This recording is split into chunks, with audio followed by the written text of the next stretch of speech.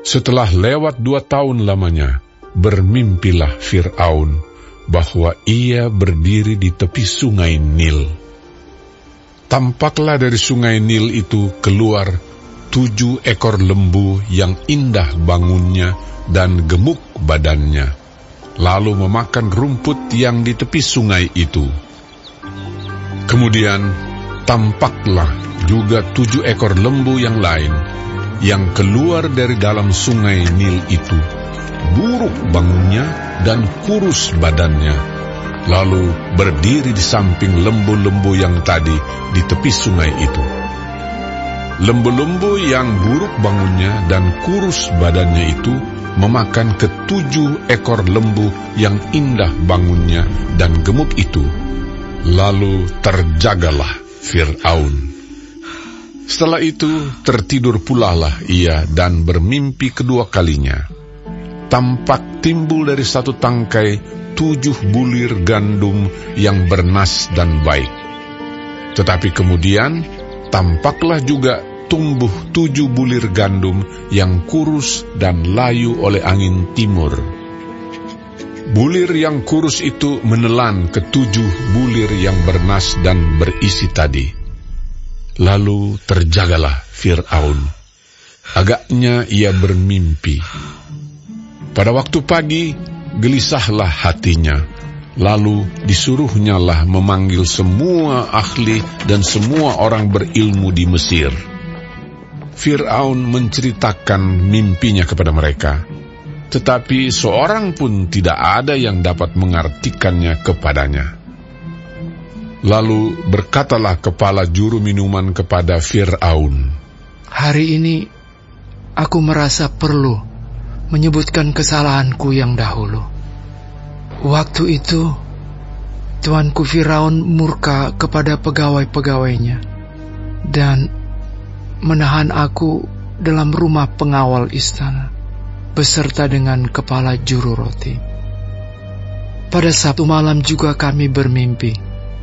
Aku dan kepala juru roti itu masing-masing mempunyai mimpi dengan artinya sendiri. Bersama-sama dengan kami ada di sana seorang muda Ibrani, hamba kepala pengawal istana itu. Kami menceritakan mimpi kami kepadanya, lalu diartikannya kepada kami mimpi kami masing-masing. Dan seperti yang diartikannya itu kepada kami, demikianlah pula terjadi. Aku dikembalikan ke dalam pangkatku, dan kepala juru roti itu digantung." Kemudian Fir'aun menyuruh memanggil Yusuf. Segeralah ia dikeluarkan dari tutupan.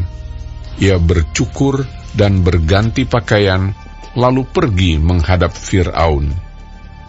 Berkatalah Fir'aun kepada Yusuf, "Aku telah bermimpi, dan seorang pun tidak ada yang dapat mengartikannya. Tetapi telah kudengar tentang engkau.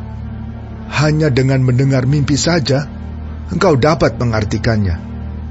Yusuf menyahut Fir'aun, "Bukan sekali-kali aku, melainkan Allah juga yang akan memberitakan kesejahteraan kepada tuanku Firaun." Lalu berkatalah Fir'aun kepada Yusuf, "Dalam mimpiku itu, aku berdiri di tepi sungai Nil. Lalu tampaklah dari sungai Nil itu keluar 7 ekor lembu yang gemuk badannya dan indah bentuknya, dan makan rumput yang di tepi sungai itu. Tetapi kemudian tampaklah juga keluar 7 ekor lembu yang lain, kulit pemalut tulang, sangat buruk bangunnya, dan kurus badannya. Tidak pernah kulihat yang seburuk itu di seluruh tanah Mesir. Lembu yang kurus dan buruk itu memakan ke-7 ekor lembu gemuk yang mula-mula. Lembu-lembu ini masuk ke dalam perutnya, tetapi walaupun telah masuk ke dalam perutnya, tidaklah kelihatan sedikit pun tandanya. Bangunnya tetap sama buruknya seperti semula. Lalu terjagalah aku. Selanjutnya, dalam mimpiku itu kulihat timbul dari satu tangkai 7 bulir gandum yang berisi dan baik. Tetapi kemudian tampaklah juga tumbuh 7 bulir yang kering, kurus dan layu oleh angin timur. Bulir yang kurus itu memakan ke-7 bulir yang baik tadi. Telah kuceritakan hal ini kepada semua ahli, tetapi seorang pun tidak ada yang dapat menerangkannya kepadaku. Lalu kata Yusuf kepada Fir'aun, kedua mimpi tuanku Firaun itu sama. Allah telah memberitahukan kepada tuanku Firaun apa yang hendak dilakukannya. Ke-7 ekor lembu yang baik itu ialah 7 tahun, dan ke-7 bulir gandum yang baik itu ialah 7 tahun juga. Kedua mimpi itu sama. Ke-7 ekor lembu yang kurus dan buruk, yang keluar kemudian, maksudnya 7 tahun. Demikian pula ke-7 bulir gandum yang hampa dan layu oleh angin timur itu. Maksudnya akan ada 7 tahun kelaparan. Inilah maksud perkataanku ketika aku berkata kepada tuanku Firaun, Allah telah memperlihatkan kepada tuanku Firaun apa yang hendak dilakukannya. Ketahuilah tuanku, akan datang 7 tahun kelimpahan di seluruh tanah Mesir. Kemudian akan timbul 7 tahun kelaparan. Maka akan dilupakan segala kelimpahan itu di tanah Mesir, karena kelaparan itu mengurus keringkan negeri ini. Sesudah itu akan tidak kelihatan lagi bekas-bekas kelimpahan di negeri ini karena kelaparan itu, sebab sangat hebatnya kelaparan itu. Sampai 2 kali mimpi itu diulangi bagi tuanku Firaun, berarti hal itu telah ditetapkan oleh Allah, dan Allah akan segera melakukannya. Oleh sebab itu, baiklah tuanku Firaun mencari seorang yang berakal budi dan bijaksana, dan mengangkatnya menjadi kuasa atas tanah Mesir. Baiklah juga tuanku Firaun berbuat begini, yakni menempatkan penilik-penilik atas negeri ini, dan dalam ke-7 tahun kelimpahan itu memungut 1/5 dari hasil tanah Mesir. Mereka harus mengumpulkan segala bahan makanan dalam tahun-tahun baik yang akan datang ini. Dan di bawah kuasa tuanku Firaun, menimbun gandum di kota-kota sebagai bahan makanan, serta menyimpannya. Demikianlah, segala bahan makanan itu menjadi persediaan untuk negeri ini dalam ke-7 tahun kelaparan yang akan terjadi di tanah Mesir, supaya negeri ini jangan binasa karena kelaparan itu. Usul itu dipandang baik oleh Fir'aun dan oleh semua pegawainya. Lalu berkatalah Fir'aun kepada para pegawainya, mungkinkah kita mendapat orang seperti ini, seorang yang penuh dengan roh Allah? Kata Fir'aun kepada Yusuf, oleh karena Allah telah memberitahukan semuanya ini kepadamu, tidaklah ada orang yang demikian berakal budi dan bijaksana seperti engkau. Engkaulah menjadi kuasa atas istanaku, dan kepada perintahmu seluruh rakyatku akan taat.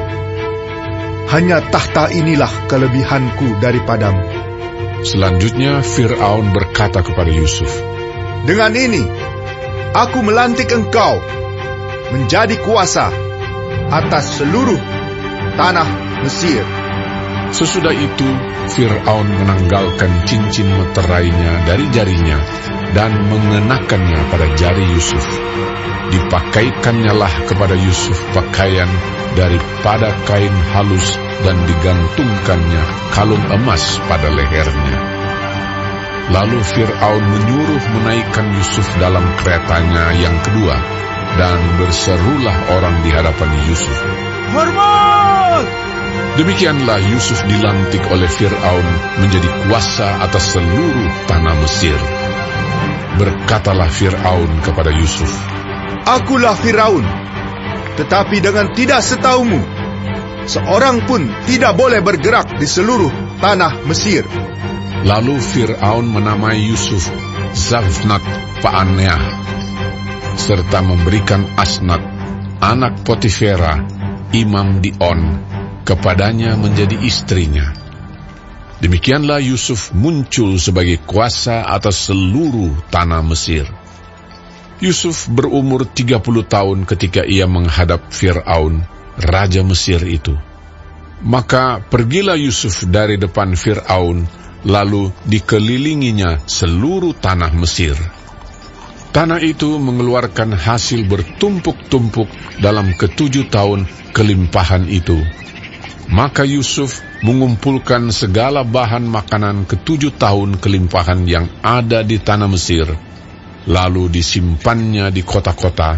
Hasil daerah sekitar tiap-tiap kota disimpan di dalam kota itu.